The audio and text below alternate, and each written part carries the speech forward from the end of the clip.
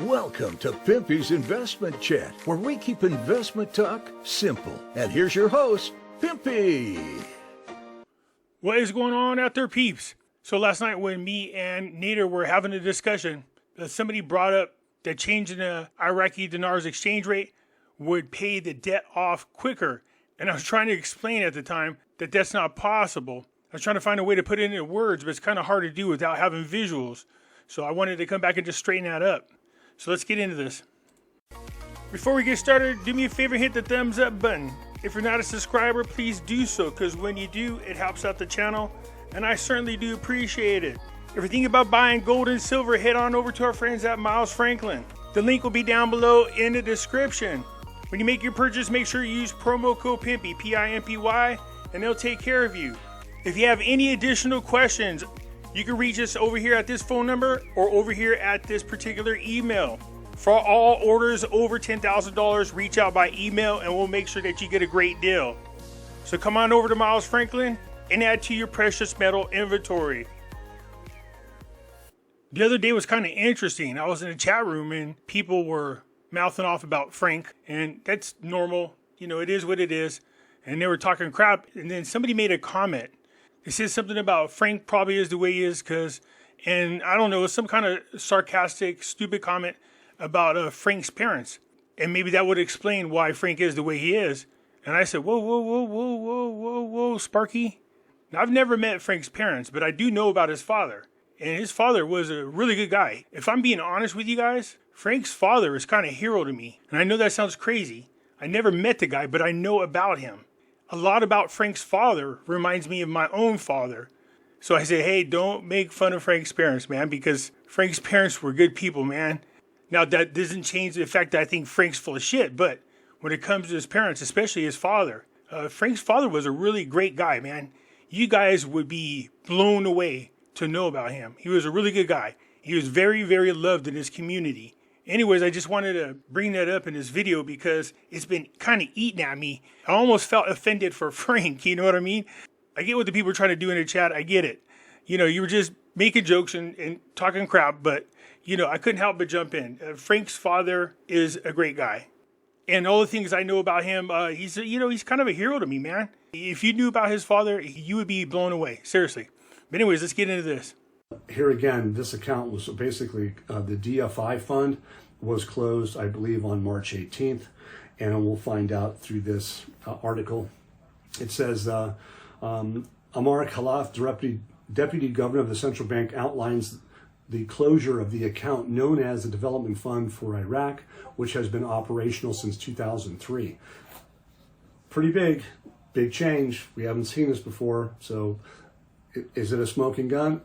I'm not so sure, but I'm not terribly unsure, because obviously if they were going to stop an account that had protections for all their oil money and they just now relinquished it a couple of weeks ago, I think that's pretty big. Militia Man, you're not explaining why you think it's big. This is the kind of thing that Militia Man does that drives me crazy. He'll make these comments but never supports them. So he's saying this move is big, but he never says why it's big. But yeah, he's right. We'll get into that in just a bit. But he's not explaining to you guys why it's a big deal. It says that, what did it do? It says under the DFI, Supervision and Protection of the United Nations, the United States, it served as a crucial mechanism for Iraq to collect and manage its oil revenues. It says the letter maintains this account with the Federal Reserve Bank, the U.S. Federal Reserve Bank, allowing it to receive oil revenues in dollars and utilize them to cover essential expenses in accordance with agreements with the United States. And so now this DFI fund account, since it's closed, Iraq's oil revenue is now being directed to a new account referred to as Iraq 2. And they go on to say that the protection previously afforded to Iraq's revenues may no longer be guaranteed. Because of why? Because Iraq had significant amount of debt. And that was one of the protections they had. So they must have felt comfortable in a sense that they could handle, if any, recourse on that debt. Maybe they have enough money. The protection of Iraq's assets and funds were because you had tons of individuals, people who were suing Iraq. You had tons of companies and corporations going after Iraq. You had tons of nations going after Iraq for one reason or another. Now, I'm not saying these people weren't in the right, but if everybody was allowed to sue Iraq, then it would take forever for Iraq to recover. They would never be able to get on their feet. Now, the crazy thing is that the executive order says from this day forward, any individuals or entities that have the right to file a claim against Iraq, their claims would be null and void. What we need to find out is once the protections are lifted, are those individuals that could have sued Iraq in the past able to sue them now? Essentially, what they've done is turn over all of the money to Iraq to handle from now on. So here's the good and the bad of everything. Militia Man is touching on it. There is part of it that's good. With Iraq in control of the development fund, they have access to that money to do things that they need for the Iraqi people. There are no restrictions on it. They don't have to ask permission to get the money when they do their budget. That is a huge step forward. In addition to that, it just wouldn't look good for Iraq to go into the World Trade Organization, having another country control the money that you use for trade or anything else. So yes, this is another huge step towards reinstating full sovereignty for Iraq. The only thing left is to remove the troops out of Iraq. No more coalition forces, no more United States military. Get them out of there. Then Iraq would have their full sovereignty. It is exciting. But the real reasons why the United States closed the fund is because there was billions of dollars missing. There was an audit done. There's billions of dollars missing. It couldn't be accounted for. And the big question is, well, who's responsible for those missing billions? Is it the United States or is it Iraq? Not to mention that the money that was sent to Iraq for projects were being mismanaged, misused, and somehow came up missing. This goes back to what I was talking to you about, the issue that Iraq had with a lot of these projects and the corruption with the government. First of all, you heard about the United Nations. They're supposed to be overseeing some accounts over there. They're being sued because people have to bribe them to have access to an individual. They got to bribe again to help them fill out the paperwork so they can get the contract to do work in Iraq. And then you had to bribe the politicians. And then you had politicians who either had family members or friends come forward with a project they wanted funded. They would get the funds and get approval from the government. They would get the money and either not start the project and just take the money, or start the project but not finish it and take the money. And then the politicians would come through and sign them off as if the projects were done. So there was no oversight happening to see these projects all the way through. There was no oversight to find out where the funds were going, which is exactly the way the coordinating framework and Militia like it, because this is the type of corruption they were involved in. On one hand, yes, this is a big step for Iraq. They now have control over their own funds and they can make their own decisions without asking for permission.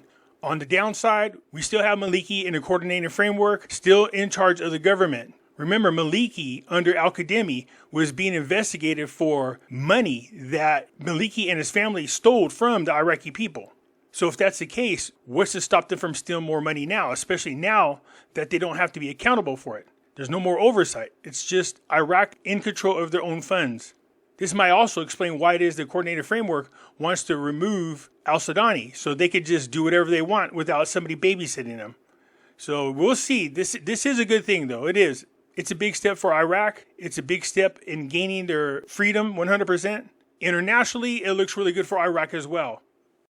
Hey, if they change the value from 1310 to a previous era, it'll become a lot cheaper to pay off their debts. Okay, that was a question that was brought up in the chat room. They said, Pimpy, if they change the exchange rate, they said it would be a lot cheaper to pay with a higher exchange rate. I said, can you explain it to me? Nobody was able to explain it to me because that doesn't make sense. Let's say Iraq owes the United States $1 million, just to simplify this. At the current exchange rate, it's $1 for 1,320 dinars. The exchange rate is 0.00076. So obviously they're not talking about this scenario. They're talking about going in a Wayback Machine. All right, so if you redenominate the Iraqi dinars, a 25,000 dinar becomes a 25 dinar. Then the exchange rate is 76 cents.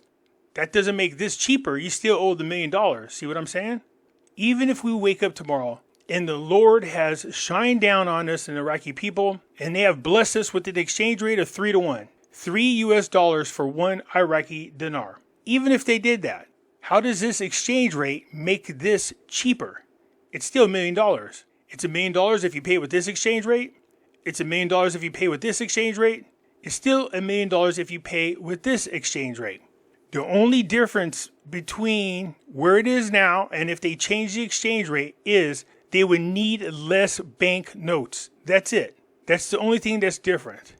Changing something to the Iraqi dinar does not make the debt they owe cheaper. It doesn't change the debt. The debt is still the same. That's the point I was trying to make during the discussion with Nader. It didn't come out right. So nothing you do to the Iraqi dinar is going to make the debt cheaper. Just means you're going to use less banknotes. That's all it is. Which granted immunity to Iraq funds deposited in the DFI account.